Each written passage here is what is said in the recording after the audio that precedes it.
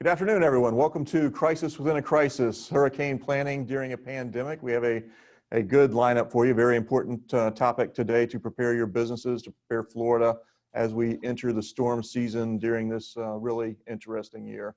So we have speakers today from, we have Frank Amandro, the Assistant Director of Public Safety from St. Lucie County and the Emergency Operations Center, Kate Cotner, the Senior External Affairs Advisor with FPL, Chris Soska, the Chief Operating Officer with Cleveland Clinic Martin Health, is here with us, as well as Kathy Post, the President of Post Insurance. So welcome, everybody.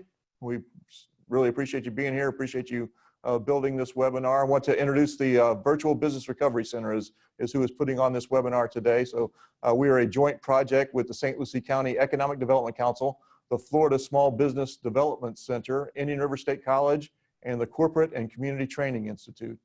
We are here to provide local companies with resources to thrive in a new economy with new ways of doing business. We provide proactive business recovery, local and regional businesses, webinars with subject matter experts on various topics as you are joining today, business assistance counselors through the SBDC, through WeVenture, SCORE, and others. We have substantial business assistance at the ready for you. And then we have several counselors that are monitoring this webinar today. Very much encourage you to use the chat room. This is intended to be a dialogue. So we'll go through our presentations, and then we are leaving substantial room at the end for discussion and for your questions of the presenters. Very much like to thank 8th Avenue Studios. This is the wonderful 8th Avenue Studios. Brian Smith hosts us here for our VBRC special webinars such as this. And this webinar is being recorded, and it will be posted tomorrow over the weekend at youredc.com/VBRC. So with that, I want to introduce Frank is our first presenter from the Emergency Operations Center.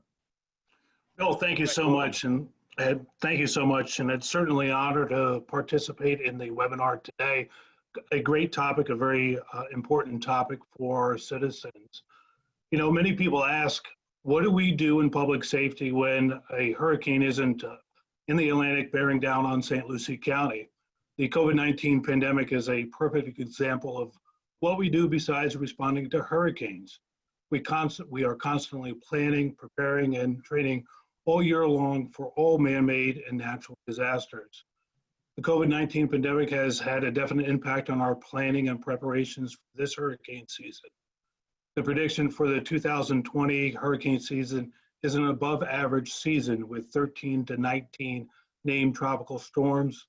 Of those, 6 to 10 will be hurricanes. Of those, 3 to 6 are predicted to be a major hurricane, a category 3, 4, or 5. You know, the biggest impact that we've seen is the way that we're going to manage the storm this year. When we typically activate our Emergency Operations Center, whenever a storm is predicted to impact St. Lucie County, we bring in our emergency support functions, our ESFs, which are representatives from all the services we as citizens have come to rely on, such as our utilities partners, transportation, medical services, law enforcement, fire department, just to name a few. We typically have anywhere from 100 to 120 ESF partners working together inside our EOC whenever a storm hits. However, this year, because of COVID-19, in order to keep these essential personnel safe, we, like everyone else, will be deploying social distancing. This means we will only have 40 to 50 essential personnel stationed inside our EOC this year. That doesn't mean that you're going to see a decrease of services. We will have all our typical partners joining us virtually in our virtual EOC. We have been practicing this since we've been practicing this strategy since March 18th, when we activated the EOC in response to the COVID-19 pandemic. One of our biggest challenges this year, this hurricane season, is with our special needs shelters and our general population shelters. We've developed plans to maintain social distancing, mandatory use of face coverings, and obtaining personnel protective equipment, otherwise known as PPE equipment, for our staff, volunteers, and clients that will be using these shelters.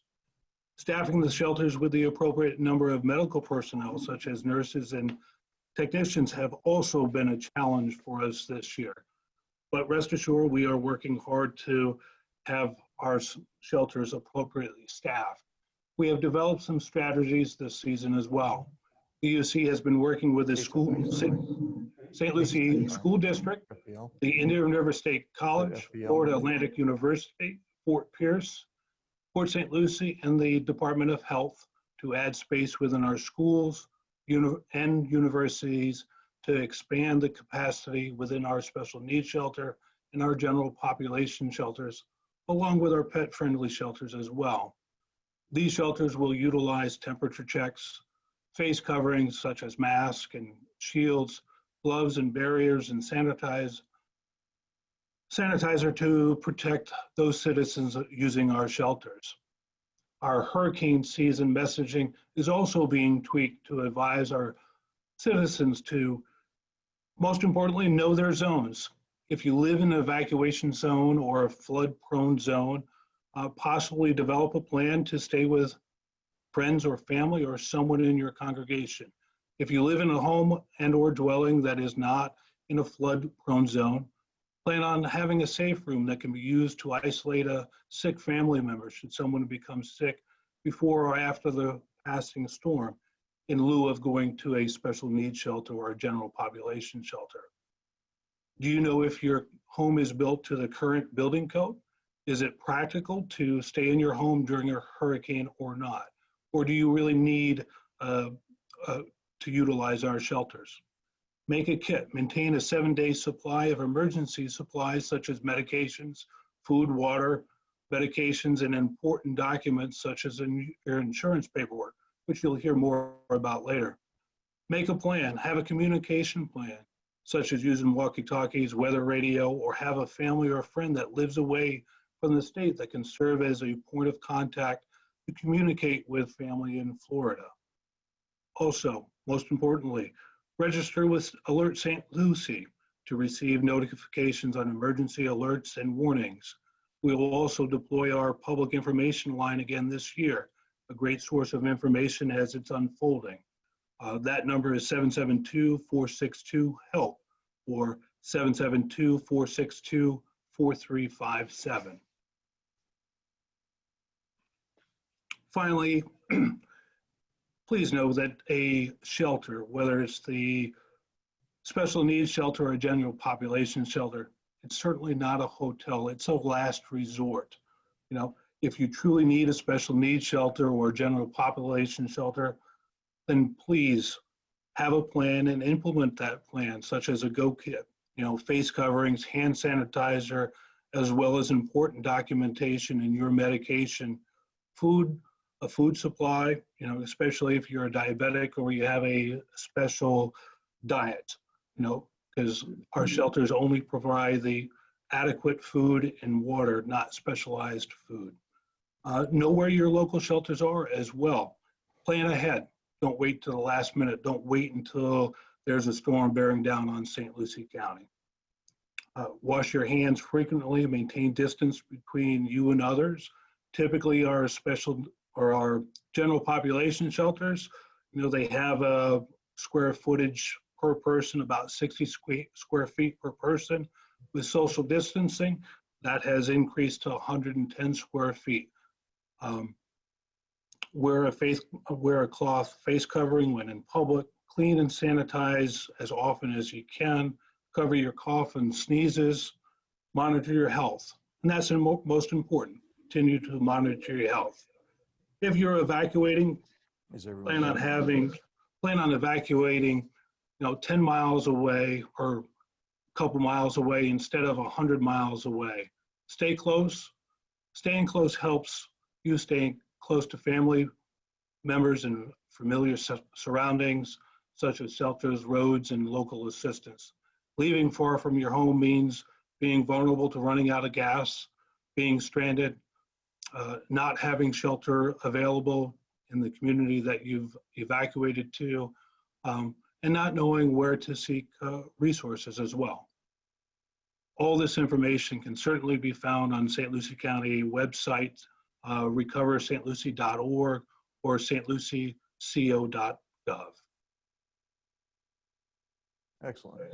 Thank you, Frank. Thank you very much. And one of our other important partners, one of our great corporate citizens, FPL, is here with us. So Kate Cotner from FPL has some more important information for you, whether you're at home or considering a shelter. Kate, welcome.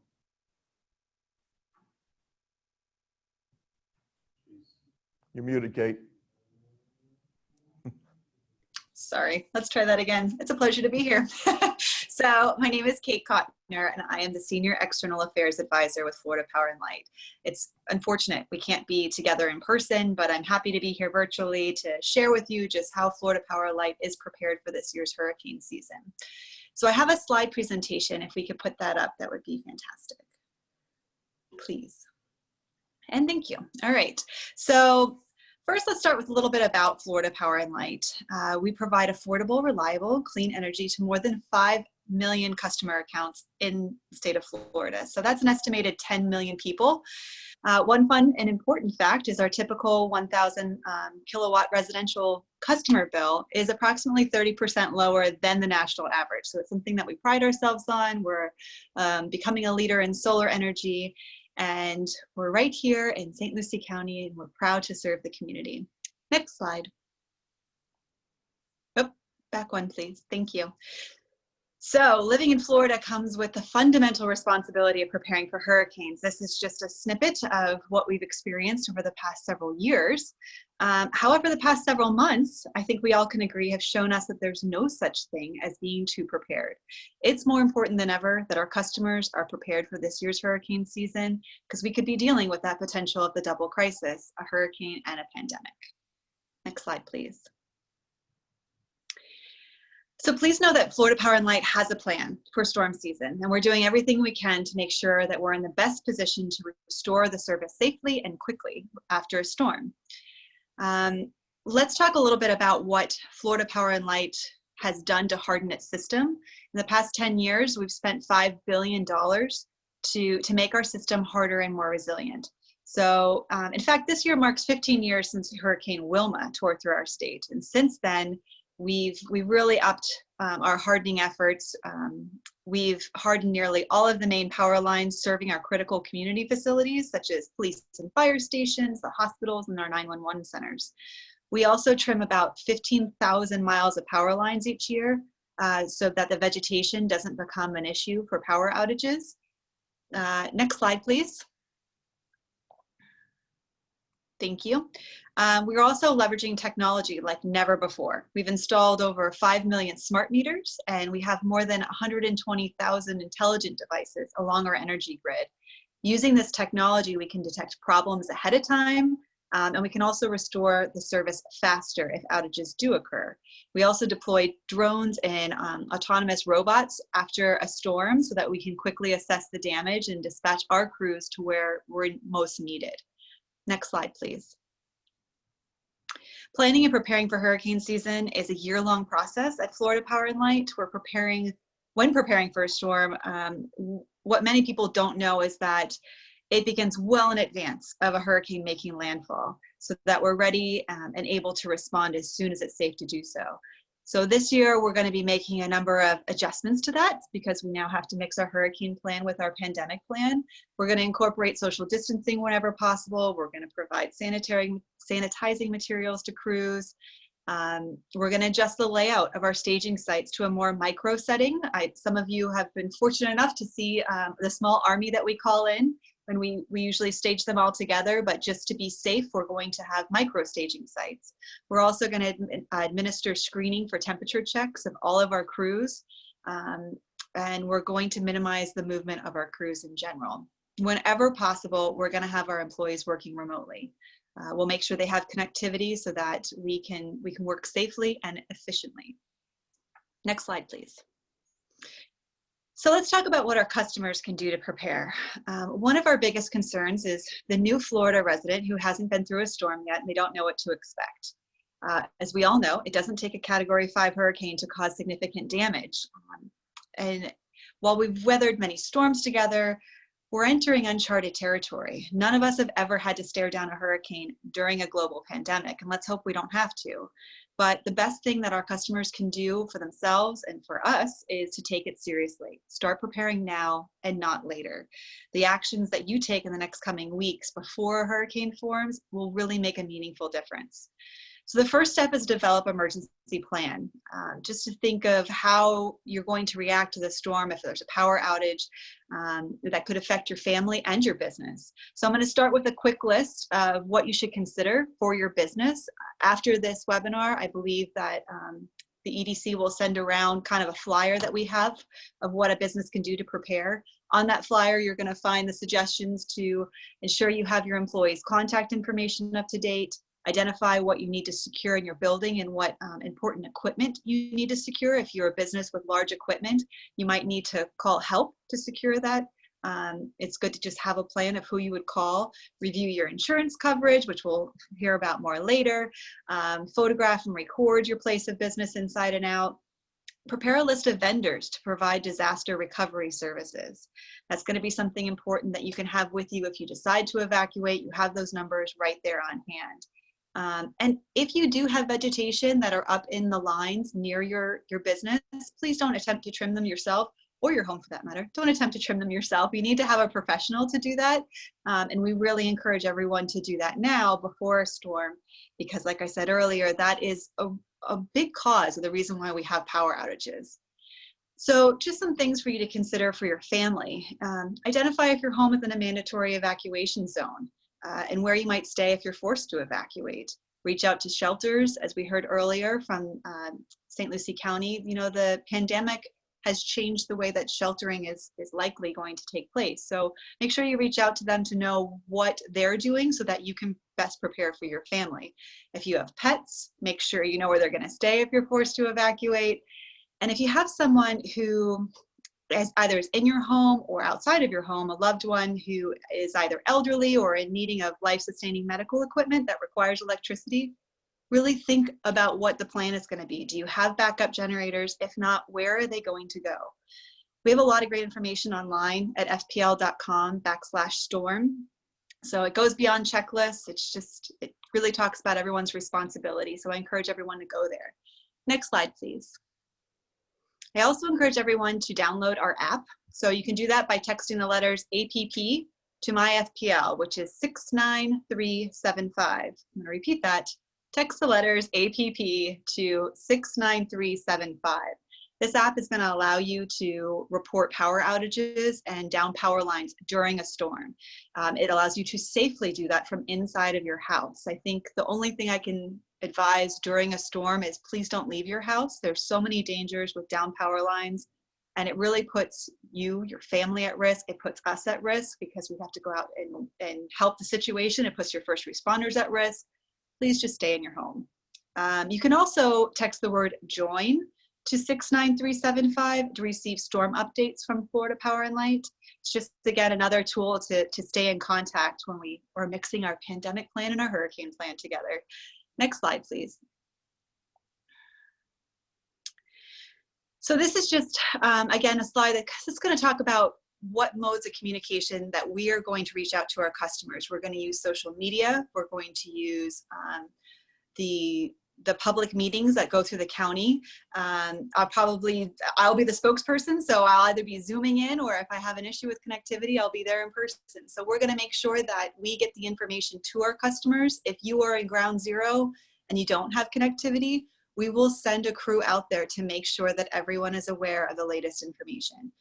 So it's important that we communicate with each other, and that's our commitment to all of our customers. Next slide, please. So after a storm passes, we'll start to assess the damage and begin our restoration efforts. We have a proven restoration process and how we get the lights back on, and it will not change. We don't restore power based on the customers, like when the customers report it or where they live or the status of the accounts. That's not how we restore power. Rather, we begin with a really multiple locations and follow this overall plan. So we try to get the power to the largest numbers of customers safely and quickly. From there, we then repair the infrastructure serving the smaller groups and neighborhoods and converging onto the hardest hit areas until every one of our customers' power is restored. Next slide, please. While we've been actively planning and preparing for the 2020 hurricane season, there's no doubt there are going to be some unforeseen challenges related to COVID-19. This pandemic is very real, and the consequences could be very significant. We take the potential impact of both hurricane and pandemic on our communities very seriously, and we encourage our customers to do the same. The extraordinary circumstances surrounding this pandemic may limit our ability to bring that outside resource, including utility crews from other states. Just to give an example, let's recall the restoration effort following Hurricane Irma. We had more than 28,000 people from 30 states and Canada helping us with that restoration effort. It hit 60% in the state of Florida. Given the current travel restrictions and guidelines from health officials, it's unlikely we're going to be able to amass that kind of restoration effort in that size. Also, we're gonna have many preventative measures we're gonna have to take to protect the health and safety of our workforce, including social distancing and screening. It's likely gonna reduce our productivity, resulting in longer restoration times. And this is something that we want to communicate to our customers so that we're open and honest. Be prepared for extended outages. We hope it doesn't happen. As I said earlier, we've done all of this hardening efforts and we have our plan, but we need our customers to be prepared for the reality that we are mixing two crises together if we get hit by a storm. We asked our customers for their patience as we work to restore their power safely and as quickly as possible. And rest assured, our commitment to our customers will not change. We will work around the clock until everyone's power is restored. Next slide, please. So thank you for your time today. Please know we remain 100% committed to being there for our customers when they need us the most. And it is a crisis within a crisis. So as Kate's mentioning, it is the existing COVID crisis. So that's our next speaker. We're very blessed to have Cleveland Clinic in our community, and we're fortunate to have the Chief Operating Officer of Cleveland Clinic Martin Health, Chris Soska, here with us today. So Chris, please enlighten us. Thank you. Thank you for allowing me the opportunity to talk this afternoon. What I wanted to talk about today is what we've been doing to manage through the pandemic, really share lessons learned, and Kate and Frank have spoken a lot about that. And I'll talk about how we've been preparing for the hurricane season coming up and the expectations during. And as Kate and Frank said, and they probably said it 50 times each, about planning. And I think when the pandemic first started, not one of us had really pulled out their plans for pandemic to how to manage through this. And so we were all learning in March and February on anticipations. We at Cleveland Clinic Martin Health developed our surge plans for this. This was during when all elective cases were shut down. And anticipated having to go to outside facilities to manage care for our patients and protect our caregivers. But as we began to reopen, those plans needed to get adjusted. And that was where we realized that this pandemic is not going to go away tomorrow. It's going to be here for a little while. And as we're here today talking about planning for the hurricane season, we needed to start building our plans that we put in place as part of normal operations. And so I just would suggest, and my advice is, if you have a hurricane plan, that plan doesn't change with the pandemic. It's making the adjustments for the pandemic in those plans. And for us, it's how do we continue to maintain opening up our ambulatory centers, our elective cases, and that is going to, again, continue to evolve over time. We continue to plan, as we like to put it, as our 3 S's, space, staff, and what we call stuff. This is all the PPE, and that's probably the biggest area that needs to be focused as we move into hurricane season. We've been able to staff up our supplies and build our inventories back up when things were a little bit slower. And But as we enter into hurricane season, we know that roads could be shut down, transport can slow. We need to prepare to make sure that we can have enough supplies on hand through the hurricane and post. And so those are, you know, again, as we work through and manage through the pandemic, it is a day by day, and we are continuing to try to manage this as part of our normal operations and not as just a single event. And so as you're looking through your plans, your businesses, or as Frank indicated, your home, it's important that you look at, you know, don't treat the hurricane any different season as you would in the past.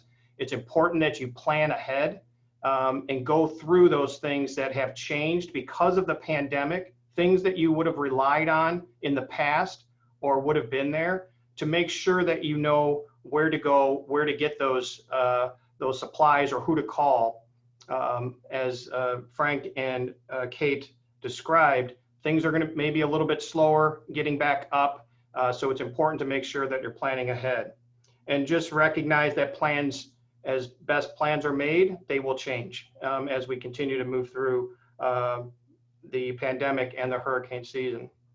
So what Cleveland Clinic is doing to prepare for this, and it is uniquely different, as most of you know, when a hurricane approaches, we pull in 2 teams of clinical staff into our hospitals, and we, as the hurricane storm gets closer, and we start sustaining tropical storm winds, we will shut down and lock down the hospital to protect the hospital and the caregivers inside. We staff with 2 teams because we will be running multiple shifts. And in the past, this has not been a challenge for us, but now we need to be mindful of social distancing.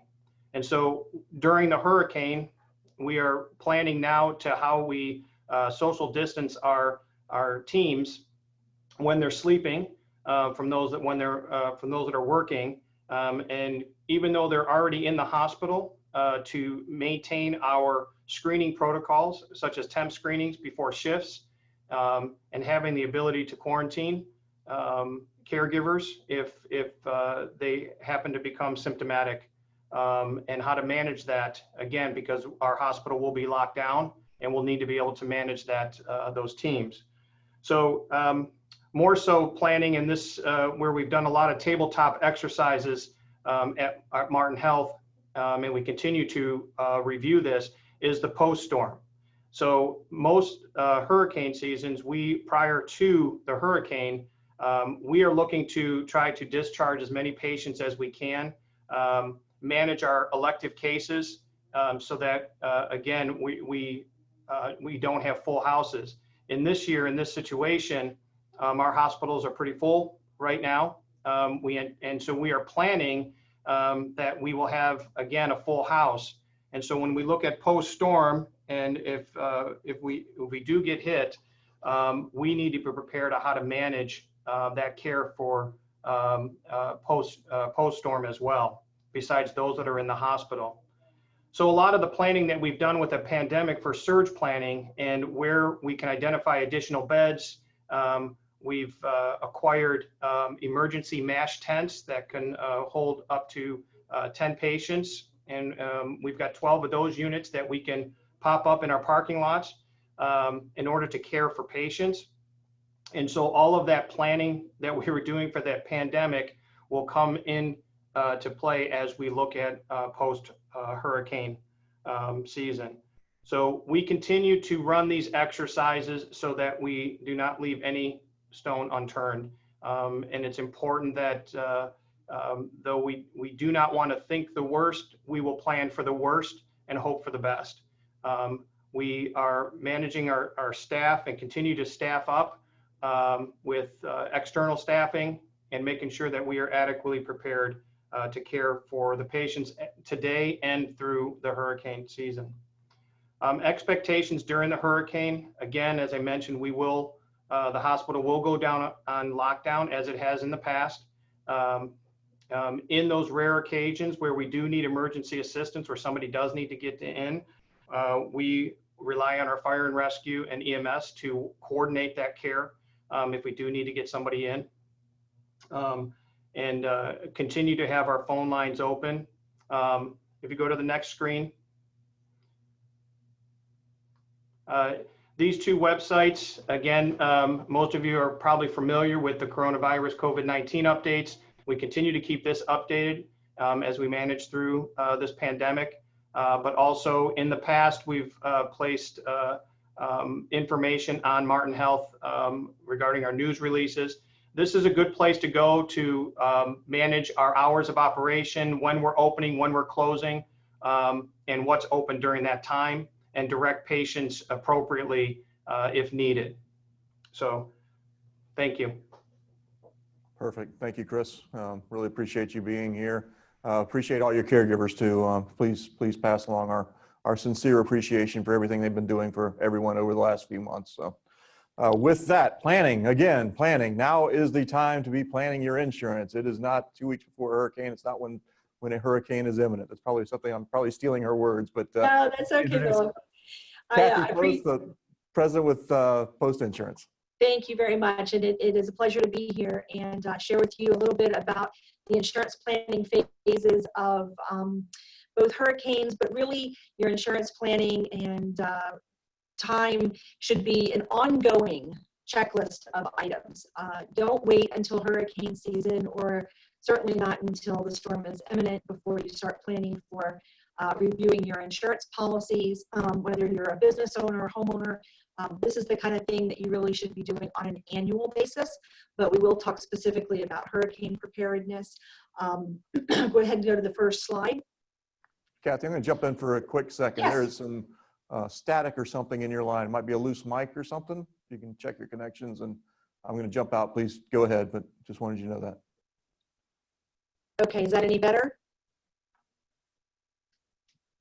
Okay, so as I mentioned, reviewing your policies on an annual basis is really important.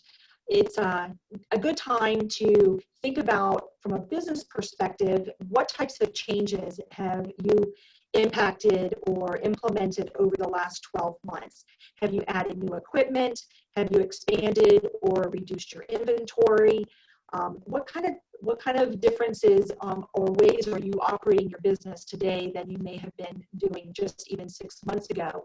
And have you taken the time to reach out to your agent to review your policies and the changes, particularly since many of us are working remotely, or perhaps you don't have as much staffing? So it's a really good time to reach out to your agent and talk with them about the different policies that you have, what types of coverages that you have, what might be covered or what might be excluded, particularly, as a result of a hurricane or any other type of wind event.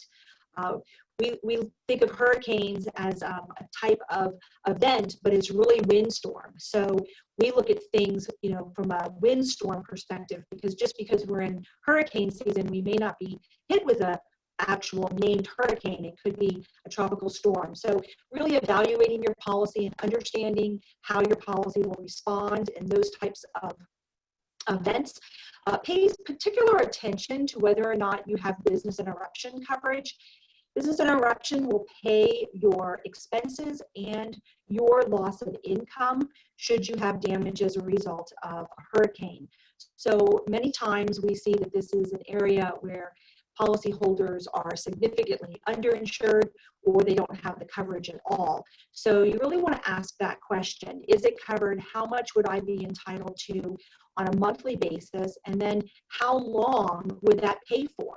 Would it pay for 2 months or 3 months, 6 months, 12 months worth of my loss of income? Should I have a major event and be completely devastated and not be able to open my business, or may have to open my business at a reduced level of income?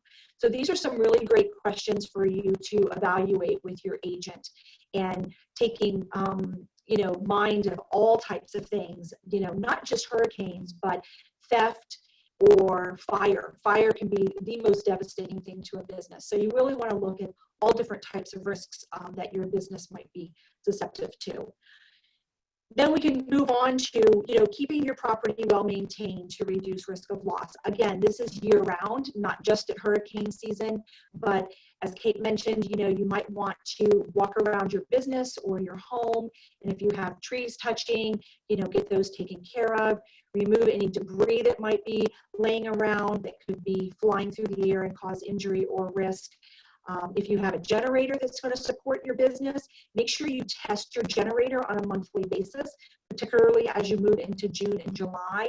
If you wait until the storm is getting close, then generating companies that maintain those will be too busy and won't be necessarily have the time to be able to come out and test or service your generator.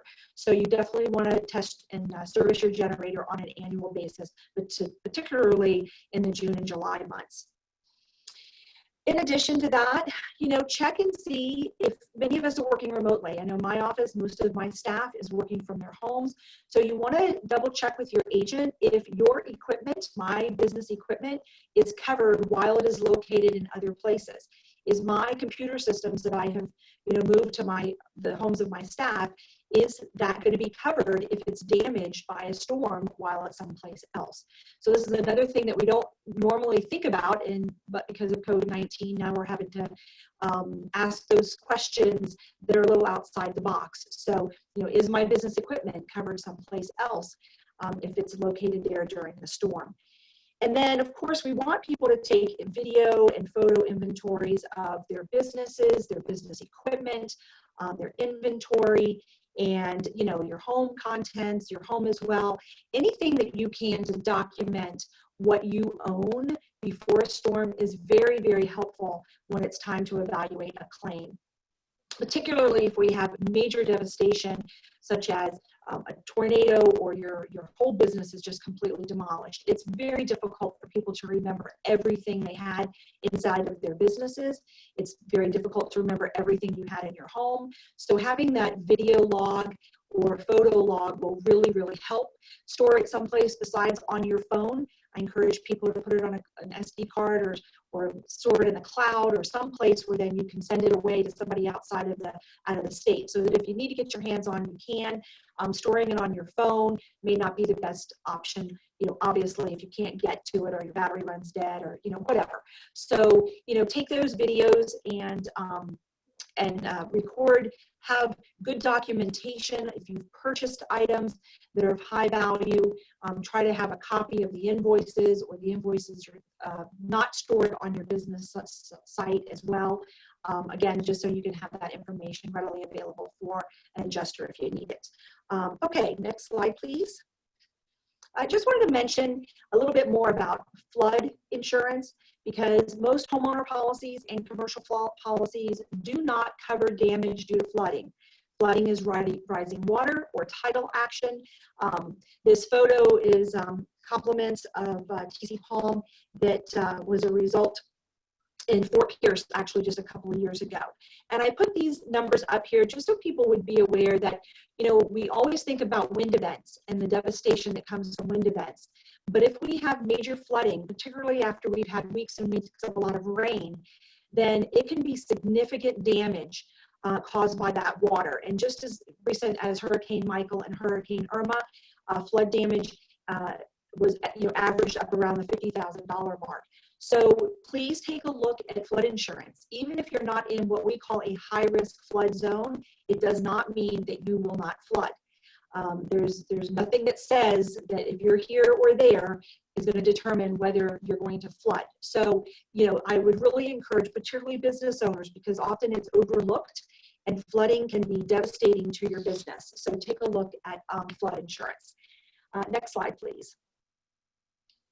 So continuing on with the before the storm hits of things to do, you want to make sure that you have a list of all of your insurance companies.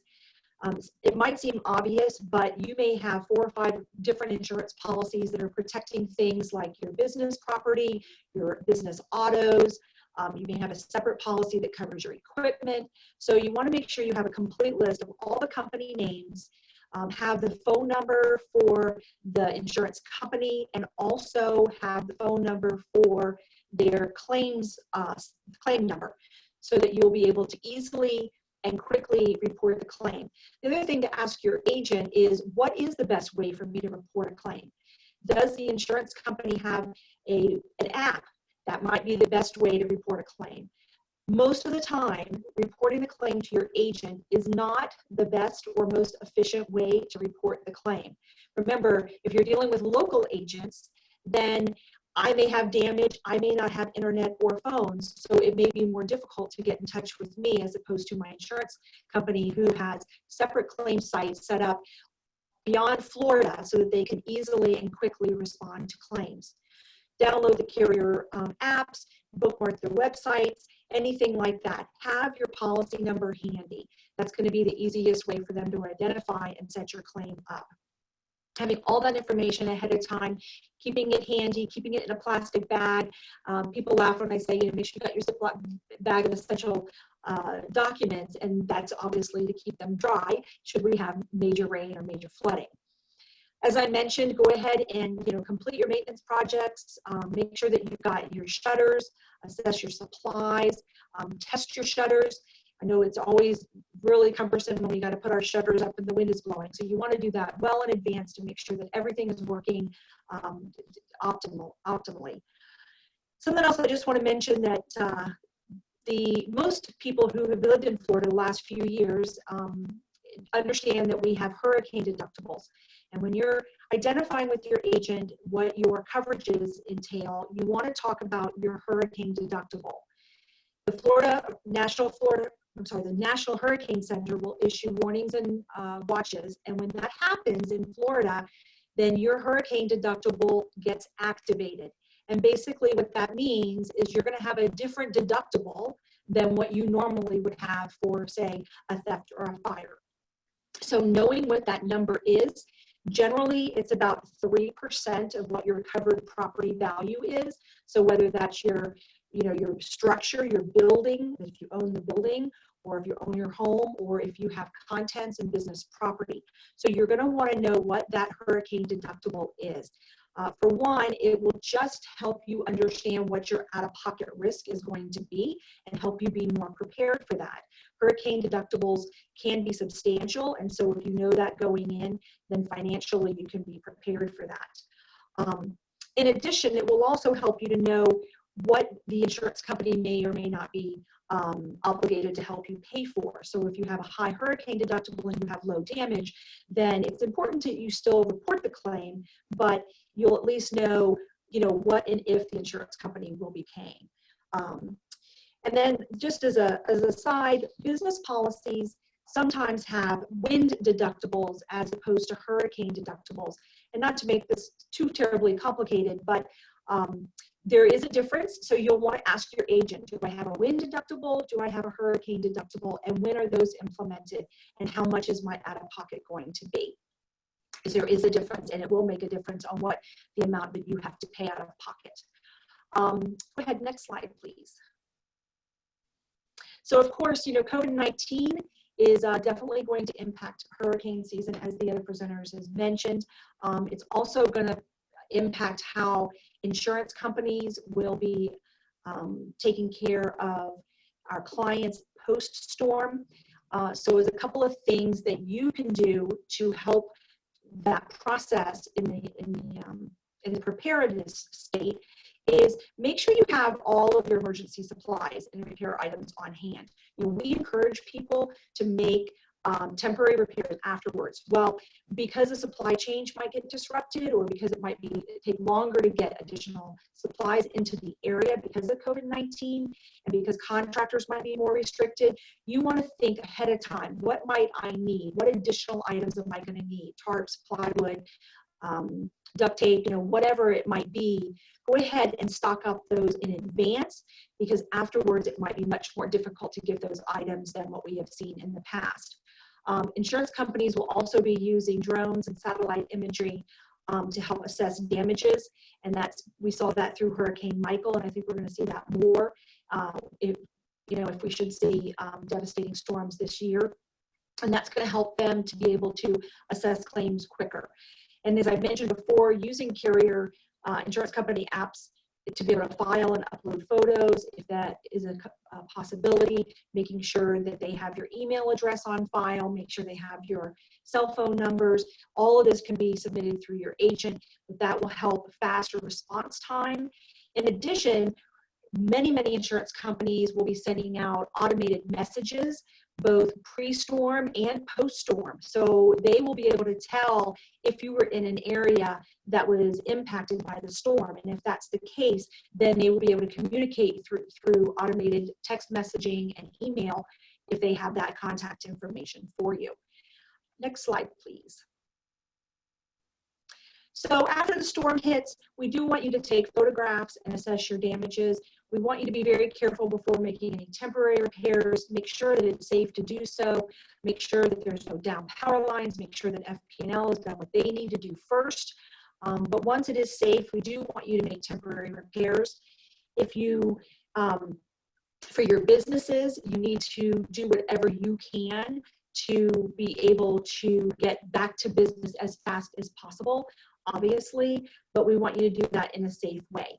So temporarily make your repairs, keep your receipts, and document any repairs that you do.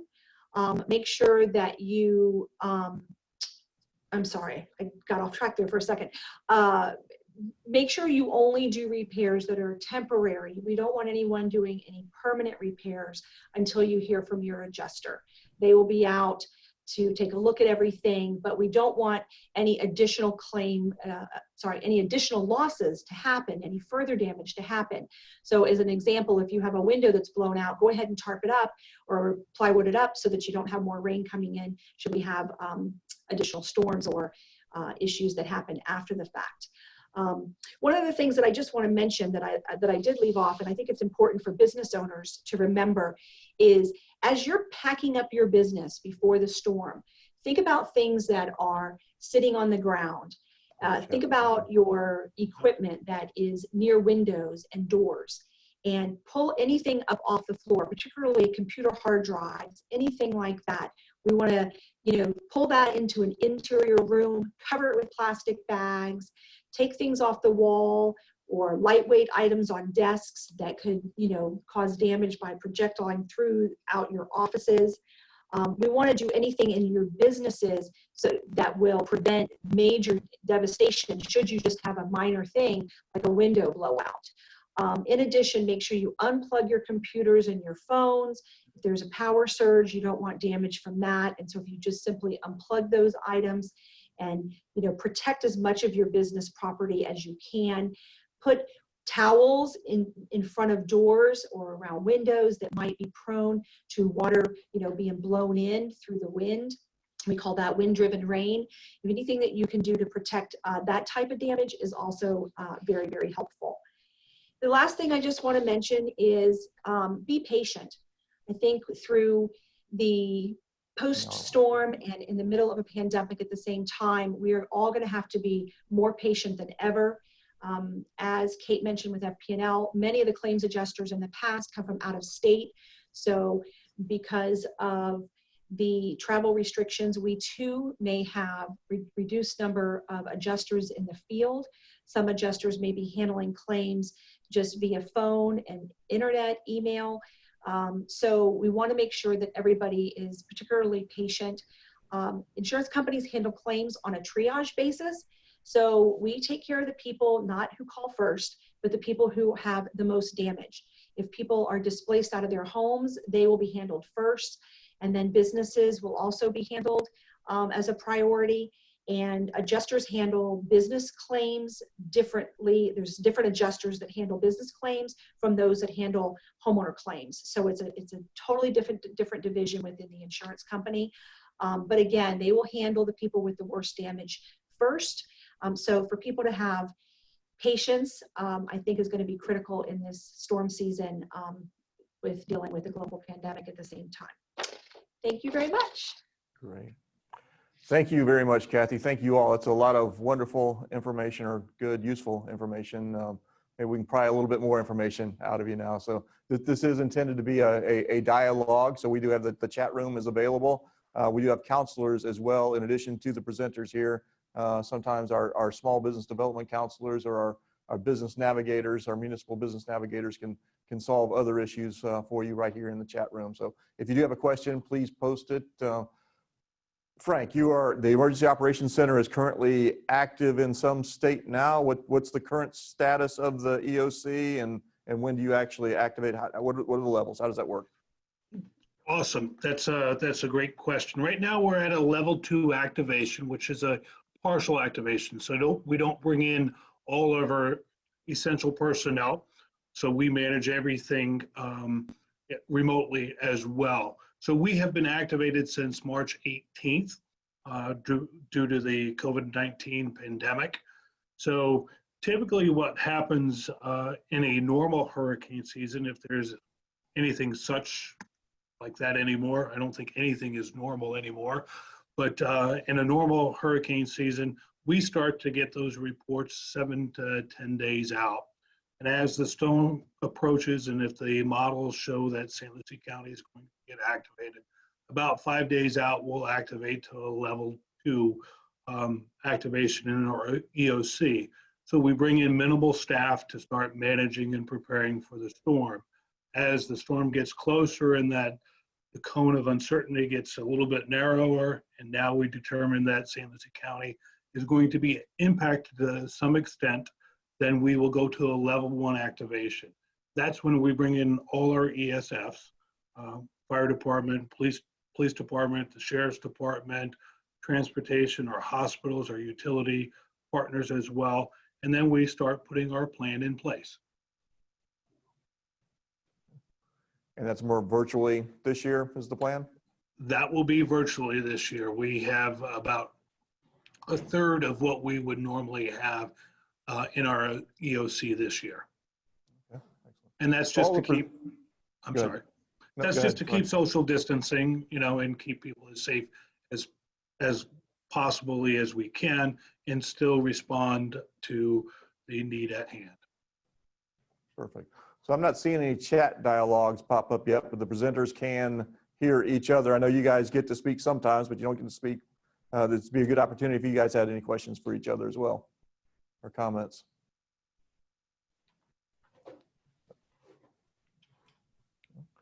So with that, unless we see any chat questions pop up here, we are going to very shortly, we're going to go down a little bit further here, but I think we're about to wrap up our webinar.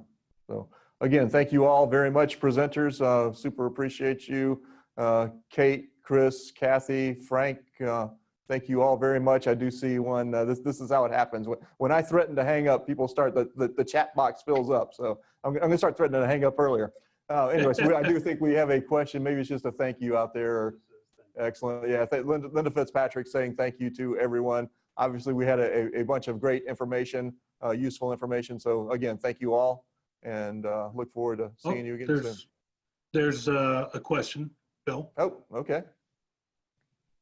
Who can you read that to us, Brian? Or? Yeah, so how will facilities and systems respond to a hurricane with already reduced and overextended staff is part one. Are there evacuation plans for those diagnosed with COVID-19 for high-risk populations that have a greater chance for a COVID-19 illness? And what resources and capabilities are currently being heavily utilized during COVID-19 treatment and response efforts, but may be threatened due to potential storm trajectories? Okay. So could you guys hear those questions? Yes, I could take the first one. I think we all have pretty much said that we have, most of our staff is working remotely, and while we may have reduced staff in our facilities, does not mean that we will see any less of a response from the Public Safety Department and how we respond to any event this year. Okay. Yeah, this is Kate. My Okay. unmute. Oh, can you hear me? All right. Just to echo that, I mean, Florida Power and Light, we have an entire hurricane plan that we've now mixed with our pandemic plan. So we will be able to respond effectively and safely, I think is the key there. So it might just delay it slightly because we have to take those extra precautions on being safe. As far as plans for those who are diagnosed with COVID, as I mentioned earlier, we're going to have a checkpoint and take temperature checks for every one of the crew members that come through. If they have an elevated temperature, they will be removed from the rest of the group and actually housed in a location as a tent, where we'll do further testing on them. And if it's found that they have COVID, then obviously they'll seek medical attention. We're actually going to have a nursing station at our sites that we set up, just in case we do have anyone who does come down with COVID, so we can safely protect them as well, because safety is our number one thing for Florida Power and Light. So hope I helped answer that question. Absolutely. Excellent. Thank you. Chris, I think the last question is really very much for you. That's pretty good. We got a question for almost every presenter here, and that is about evacuating the casualties or evacuating those diagnosed with COVID pre-storm. Yeah, we're going to, and again, those that are hospitalized, we're going to continue to manage their care during the storm here. Again, obviously during the storm, it's going to be difficult to try to bring people in. Regarding the staff, as I mentioned earlier, we're now preparing to make sure that we're staffed up appropriately for them. We continue to do all of our precautionary measures when caregivers come into the hospital. They are temp screened, they are washing their hands, everybody's masked here at the facility. We continue to reinforce, even to our visitors, which we've opened here to the hospitals, we continue to reinforce the same precautions. I think when it comes to the heavily utilized, and Kate, I'm going to lean on you here, is that power. With the COVID event and the need to continue to maintain our ICUs and the vents, and that, we will have more patients in the hospital, maintaining that power, which Kate and FPL have done a great job with ensuring that we stay sustained with that power. PPE is always going to be a continued challenge because if we have to, even for our first responders, that have to go out, they're going to need that equipment, that supplies. So I think it will put a little bit more strain. But I think this little downturn that we had prior to this recent uptick of COVID, I think it allowed a lot of us to regroup on our supplies and get prepared for this. And Frank, I don't know if you want to speak to that, but I will tell you that it's been an impressive, and I think it's important for the panel, for everybody on the phone to know this, that the fire and rescue, law enforcement, DOH, emergency management, hospitals, it has been such a collaborative effort to manage this pandemic. This is, and I see no concerns coming into the hurricane season, knowing the groups that are around this to take care of what we need to take care of. We manage just what's right in front of us, and I think that's what's been successful. Yeah, Chris, you hit the nail on the head. That little downturn or downtick in COVID allowed a lot of the supply chains, and conversely, a lot of agencies to restock up on supplies. That doesn't mean that there'll still be a strain on that system. The recent uptick has certainly starting to test that supply chain as well, but we are better situated than we once were. The only other thing that I would add to the second portion of that question, when it comes to our general population shelters and our special needs shelters, we do have plans for a shelter inside a shelter should one of the shelterees develop illness. We have plans to go ahead and take them out of that population and isolate them even within our shelters. If that question comes up, sort of had that question had that flavor, if you will. So we are prepared and for any contingency that may happen. Perfect, thank you. And we are approaching the top of the hour. We do have one more question in the chat room here. So post-storm Cleveland Clinic, Chris, this is clearly for you. Is there a virtual triage for the ER? What are the plans for triage the ER? Yeah, that's a great question, and that's something that we've actually been very successful in, and that's going to virtual visits and triaging calls. So our nurse triage lines will continue to remain open even during the storm. So patients and residents could call in at least to get their symptoms triaged to see where they're at, and we can manage that way. But virtual telemedicine, virtual triaging will stay online during the event. And actually, before this event, we were probably managing 2% of our visits. And during the beginning of COVID, we were running about 80% of our visits were virtual. We're now, we're probably around 40% as we've opened up face-to-face, but virtual visits will remain open. And that will allow us to triage before having to come to the ER. Really good news. Not good news, but good to know. Yeah, a lot of useful information. So again, thank you all to all of our presenters. Thank you to everyone who attended today. There is more useful information at youredc.com/VBRC. This will be posted up over the weekend, and thank you all for attending, and stay safe. Thank you. Thanks, Bill. Thank you. Thank you.